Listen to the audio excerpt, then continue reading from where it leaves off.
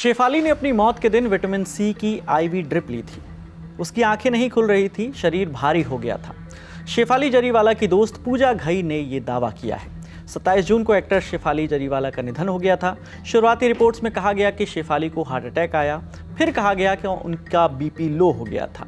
अब उनकी करीबी दोस्त और एक्ट्रेस पूजा घई ने जर्नलिस्ट विकी लालवानी को एक इंटरव्यू दिया, जिसमें शेफाली की मौत वाले दिन की उन्होंने पूरी कहानी बताई है।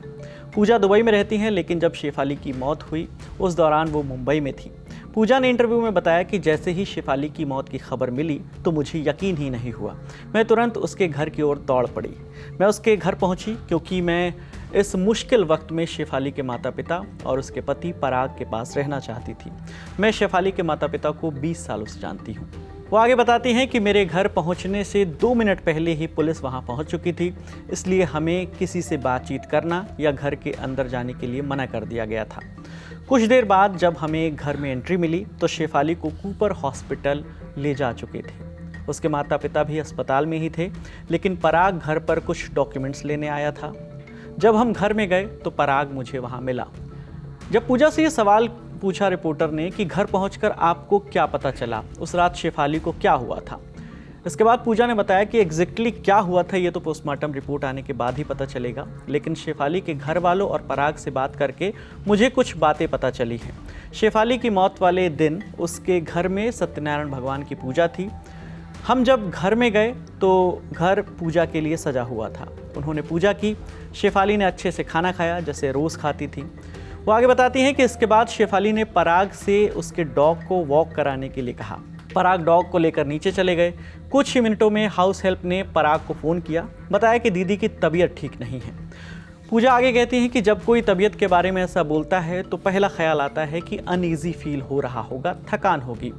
शायद पराग को भी यही लगा। पराग ने हाउस हेल्प से बोला कि वो नीचे आकर डॉग को वॉक करा दे ताकि पराग ऊपर आ सके। पूजा आगे बताती हैं कि पराग जब ऊपर गए तो शेफाली की नब्ज चल रही थी, लेकिन उसकी आंखें नहीं खुल रही थी। उसका शरीर भी भारी हो गया था।